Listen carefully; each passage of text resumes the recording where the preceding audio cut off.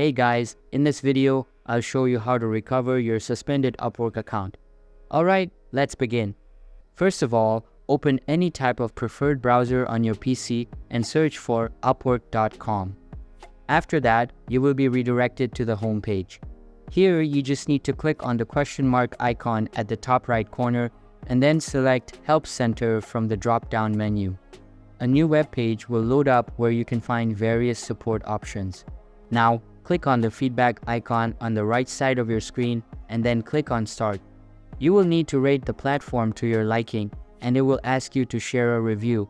Simply select Report an Issue and then click on Next.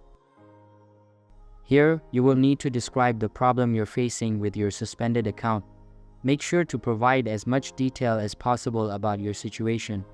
Once you have described your issue, click on the Next button to send it to the Help Center. This will create a support ticket which Upwork's support team will review. Keep an eye on your email for any updates regarding your ticket. So that's basically how you can recover your suspended Upwork account. And that's it for this video. If you find this helpful, consider subscribing and giving this a big thumbs up. Thanks.